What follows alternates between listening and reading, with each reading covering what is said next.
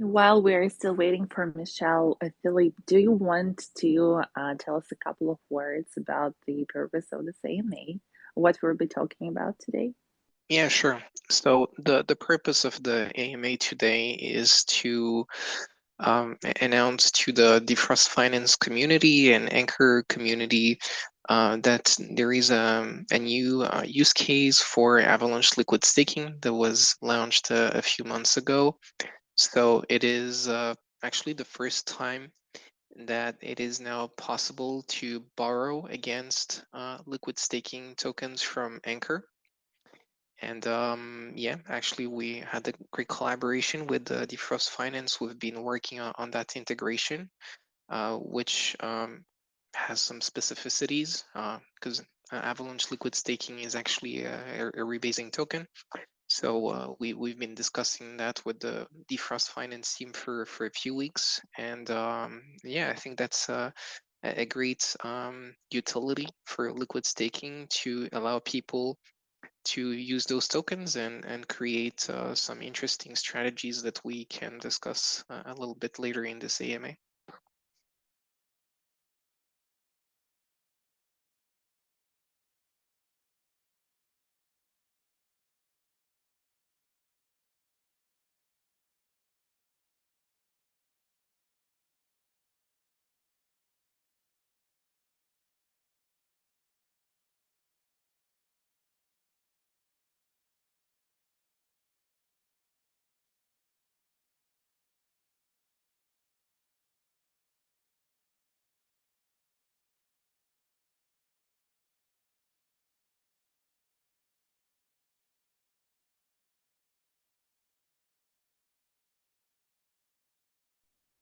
Amazing. Thank you so much for this introduction. And now Michelle, the CEO of Defrost Finance, also join us here. And we'll ask Michelle to get started and give us a brief introduction of what Defrost Finance is about. Hello, Michelle. It seems that Michelle is having some troubles with her microphone. Philip, maybe you can get started, and I know you just gave us a brief description of what this AMA is about, but in more technical details, what Anchor is about, like in terms of collaboration, and how do you see like the value? Because like there's a very interesting model that Defrost Finance is doing, like to generate this HTO tokens, like stable coins and Avalanche. And maybe you can give us a couple of words about the project and also like how does Anchor fit in there as a collateral? Yeah, sure. So just as a reminder, Anker is a Web3 decentralized infrastructure provider. So we started our journey with nodes, making it easy for people to deploy nodes. Then we enable people to have access to our blockchain API so that developers have access to the blockchain. And then it was a natural extension to focus on validator nodes and ultimately liquid staking, which provides a much easier experience for people to access staking rewards. So we started with Avalanche liquid staking. The product development we started in May last year. And it is very different than Ethereum liquid staking for those that are familiar. The initial creation actually of liquid staking, it started with Anker in December 2020. And the use case was about liquidity, as the name says, because you cannot unstake Ethereum. However, when we started to work on Avalanche liquid staking, we realized that actually Avalanche liquid staking has quite unique features that are very different than Ethereum. And the biggest difference is that it is a redeemable token. So that means that because you can unstake Avalanche in general, that means that you can also redeem Avalanche liquid staking back to Anchor every 28 days. So whenever there is a price difference for Avalanche liquid staking versus Avalanche price, if you find that there is any discount on the market, you will be able to buy it on the market and at a discount potentially when there is any, and then you give it back to Anchor, and in up to 28 days you get the fair value back. Because this is when we do the rebalancing of the staked Avalanche tokens. So So now we've been focusing on like creating utility for liquid staking tokens. So first of all is you can earn additional yield with staking rewards. So if you provide liquidity to your decentralized exchanges, which is called liquidity mining, you can earn potentially more rewards. So you can provide liquidity right now on Curve Finance on Avalanche Network, but also Lydia Finance, Pangolin, and Trader Joe. However, be careful for the three last ones. They do not support rebasing tokens, so you might then lose the staking rewards. So the most appropriate one it will be Curve Finance. Um, I mentioned rebasing. So the fair value of one Avalanche liquid staking token is one Avalanche token, but the big difference is that there is rebasing, meaning that the balance of Avalanche liquid staking tokens on your wallet is increasing on a daily basis, and that simulates the staking rewards that you get on your wallet. So you earn yield, right, with Avalanche liquid staking, and with just native Avalanche, you're not earning any type of yield. So after liquidity mining and the potential farming rewards that might come in the future, one main use case that we were exploring is lending. So this is where Defrost Finance comes into place, and Defrost Finance is offering lending. So here, what's the new thing that will happen, or is actually already available, is that instead of depositing some Avalanche tokens or any other token to borrow H2O, which is a US dollar stablecoin similar to DAI, for instance, you can now deposit Avalanche liquid staking tokens, and then you can borrow at the 5% rate H2O tokens, which is a US dollar stablecoin. However, well, then if you need to think, okay, what am I going to do with these H2O tokens? So then you probably have the opportunity to earn much more, and I think Michelle will give us a little bit more insights about what we should do with those H2O tokens. Maybe do you want to jump to the next question that we get asked a lot of why Avalanche? Like why Defrost chose to build an Avalanche, and obviously like why Anker chose it. Like it is one of our most popular liquid staking tokens. Like why Avalanche? Yeah, that's well, I can speak for Anker. Anker decided to build on Avalanche. So as I said before, that started in May last year, and that was before Avalanche became very popular, right? And we had that massive price increase in Avalanche token. So we saw it as a chain with a lot of potential, and it was delegated proof of stake. So that was also good to experiment our like how we wanted liquid staking to evolve and make it a redeemable token. We saw also that it had a decent DeFi activity as well, as at the time it was still a little bit early on. And yeah, that was basically one of the main reasons that we decided to go for Avalanche instead of Polygon or BSC that were more popular at the time than Avalanche. We saw it as that it has a very interesting potential, so that was one of the main reasons.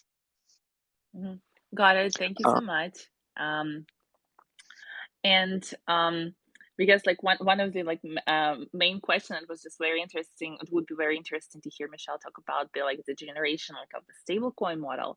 But like one question, and like probably like you Philippe know our community better, and in your opinion, what makes Defrost Finance special? How would you tell it to Anchor community? Like what is special about Defrost Finance? Because this is so like this is a question for you. yeah, sure. So I think it's also important to then understand a bit the context of the lending market that we've been analyzing at Anchor. Um, I personally classify the lending market in DeFi in two main categories. One category that I classify as a peer-to-peer lending. So that will be lending platforms like Aave, Compound, Venus. BSC, Benchy on Avalanche. So those lending platforms, uh, they are, I mean, they're great for people, that want to earn some lending interest, because you can deposit in there your Avalanche tokens, and maybe someone wants to borrow Avalanche tokens to do something like liquidity mining or whatever, and they can earn some lending interest. However, um, because the demand, or let's say price speculation, I will say, and all these farming rewards, it's basically leads people to want to borrow some US dollar stablecoins, because when you are in a bull market, whatever you buy, it will tend to increase, right? Most of the time. So if you are very bullish on the market and you want to benefit from those farming rewards and all those yield opportunities, it will make kind of sense, right, to borrow some US dollar stable coins, and then you just buy more Avalanche or other stuff, and you take some leverage. Obviously, if you know about the risks. So what's happened is it's used always to be very relatively expensive to borrow US dollar stablecoins in DeFi. And that's because of two possible reasons. So first reason, there is not enough US dollar stablecoins in DeFi to fuel all the demand. Or the other possibility, that's actually the main possibility, and the main explanation is just too much demand, not enough supply. So what do you do if there is not enough US dollar stablecoin supply? Well, this is what we've been observing, right, over the last probably 6 months, is really like the appearance of many more what I call central bank borrowing, which is a similar maybe to Defrost Finance, Abracadabra, and other like MyDAO as well on Polygon and other chains, is okay, because there is not enough US dollar stablecoins on the market. So projects just started to create their own US dollar stablecoin, with a very big difference that you just mint that stablecoin in a similar model than DAI, so you can borrow at a much cheaper rate potentially. So that makes a very big difference, because on Compound or Aave or Benchy, when there is not enough USDC or USDT or DAI, well, then it becomes very expensive to borrow. So your lending supply is limited. But with the model of Defrost Finance, your lending supply is not really limited. It is unlimited, because you can mint those H2O tokens, US dollar stablecoins. If there is demand for it, well, then you can borrow. So that's dynamic. I think is something very positive, probably for the market, in my opinion, because it lowers the lending, the borrowing interest for borrowing US dollar stablecoins in general. So I think yeah, that's a great product. Definitely, what Defrost Finance is doing, and that gives people more choice to borrow not only the traditional US dollar stablecoins available in DeFi, but now there is other choices. And those other choices, that reduces kind of monopoly risk, because imagine that there is only, let's say, MakerDAO, like before. Well, then it's really up to MakerDAO, Maker token holders, to decide what is an acceptable collateral to be used in MakerDAO. And the bigger it becomes, the more expensive it is, and then it becomes almost impossible to vote in governance, and it's just like all in the hands of these big crypto VC funds to make decisions. So now that there is plenty of options, that gives an opportunity for emerging tokens like Avalanche Liquid Staking to have a chance to be used for on Defrost Finance, allow people to borrow against it, and allow people to make their own financial decisions to try to generate more yield. Got it. Thank you so much, Philippe, for this great explainer. We'll make another attempt to add Michelle, who can hear us now, and we'll ask Michelle to give us a brief intro from her perspective of Defrost Finance, and also, like since like we already went through this question with Philippe, to go into the details of how Defrost Finance works, and then why did you choose Avalanche to build on top of. 1 second. Yeah, So yeah. first of all, apologies for the troubles at the beginning. For some reason, I couldn't connect smoothly at least. Yeah, and thank you very much for the patience and for the introduction, especially Felipe. I think you know as much about Defrost Finance as the best defrosters. It was a great introduction. So yeah, let me just run through what the platform does and why we decided to launch on Avalanche. Even though, as I said, I think you guys covered it pretty well. Really brilliant. Good job. So yeah, Defrost Finance is a fairly recent platform, really. We launched about not even 2.5 months ago, really. It was late November. And the idea came up in the summer when we saw that there was no real stablecoin platform that was native to Avalanche. And we saw Avalanche growing. We believe in that ecosystem. We believe it's a great, just a great, blockchain to be on. So we saw a business opportunity, and we just jumped straight into it, and we started working on Defrost.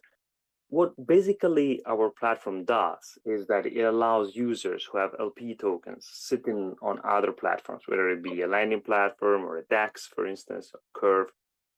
You can take those LPs, and I mean, of course, recently Ankr. You can take those LPs and use them to mint H2O. And once you've minted H2O, you can then get rewarded in Melt, which is our other token, is our governance token. And after that, you can take the Melt and use it for staking. You can put it in pools and dexes. You can also use it for boosting your actual minting. So if you have Melt, you can then use that to to increase the amount of H2O that you get from those LPs. So I would say if you are someone who's coming in with an LP, you have almost zero risks basically, and you only get rewards. I think this is the main use case we have at the moment. Amazing. Yeah, thank you so much, Michelle, for this answer. And I want to ask Philippe the next question about why AVAXB is pretty much like a perfect token, like one of a connect as a perfect foreteller for a minting of a stable coin on Avalanche. Yeah, sure. So with Avalanche liquid staking, when you deposit on Defrost Finance, you continue to benefit from the staking rewards that AVAXB is benefiting from.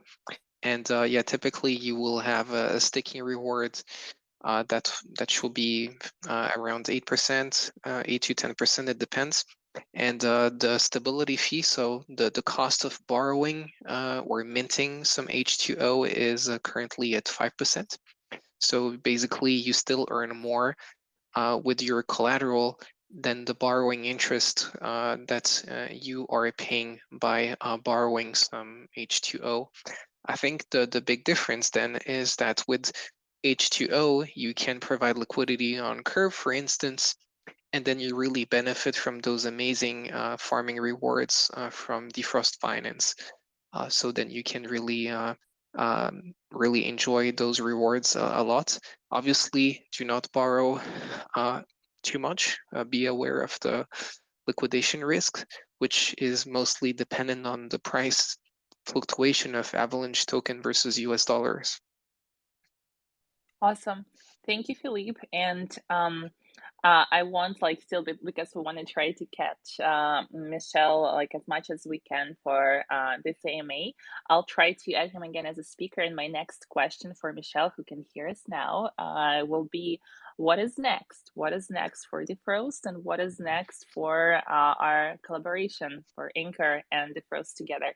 I'm adding him now. It might take another several seconds before he can reply, but we're all here. So as I was saying, yeah, we've been trying to move as fast as we possibly could in recent months, really, and we do not want to stop. We want to keep on doing that. I think the main priority for Defrost in the coming I would say probably short to mid-term is to try to find as many use cases for H2O as possible. Because as you can imagine, at the moment, the main use case, and I think it's a very strong one, is to give those LPs that our users have sitting on a lending platform or sitting on a DEX, give it, give it extra APY, give it extra returns.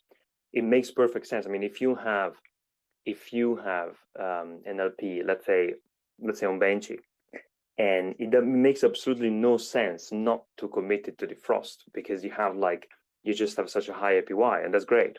But in the long term, I think what's really needed for our development is to find more use cases for H2O. I mean, if you are a very large stable coin, of course, you're used for trading everywhere. But if you're a smaller one, it's really essential that you give users a reason to hold H2O and to use it. So that is number one priority. I would say a subset of that priority will be to get feeds, especially Chainlink feeds, because I think they're becoming industry standards and they really give you access to other platforms. H2O could be used as collateral in multiple places if we had those feeds. So that's the first challenge we are facing. And if you look at the longer term, what we want to do is to build an ecosystem whereby we're going to have different protocols with different instruments that are all going to be connected to H2O. Think of financial derivatives potentially that are based, they use H2O as an underlier. It could be an options protocols, for instance. It could be leveraged tokens. It could be futures. It could be anything, as long as it uses H2O. So we want to build an ecosystem around Defrost that will power the main platform, but we also benefit from it. And eventually, I mean, down the line, what we really wanted to do, and I think we said this very clearly to the community at the very beginning, is to become a DAO. We want to really give control to the community, to our users, and let them decide. In this sense, a very important step was taken about 2 weeks ago when we launched our governance system. We have a forum, has been fairly active so far, so we're pretty happy. We got different proposals, get people discussing. And we have had our first 2 votes last week with snapshots. So we were very happy with that. And as I said, this is going to be the first step to becoming a fully decentralized organization, whereby our community, will be able to decide basically everything. And that is what we're looking for, as an end game, I would say. Now, we still have a couple minutes, and I will ask Philippe to give us a little bit of an insight what's next for Anker Earn, because we have many exciting things coming up, both in partnership with Defrost Finance and outside it. So Philippe, to wrap up our today's AMA that we try to do to the best of our ability, what is coming up for the Anker community and Anker Earn? Yeah, sure. So the next steps for Anker Earn is to continue to expand the set of liquid staking tokens available. So the next ones for this month is going to be Phantom and BNB liquid staking. In the meantime, we are working with partners to enable more use cases for those liquid staking tokens on different chains, like we're doing right now with Defrost Finance. Obviously, we're now in multiple chains with our liquid staking tokens, which means that it is a bit difficult, right? To find new partners on every single chain, you kind of need to start all over again almost. So we went through that period as well. So we have very interesting conversations with different chains. And then we definitely want to make our partners like Defrost Finance, to make them benefit from our upcoming ecosystem, so that maybe we can support Defrost Finance to be accepted as collateral on other similar platforms in other chains eventually, if Defrost Finance wants to go to other chains. So I think that will be definitely very great for mutual benefits for both platforms.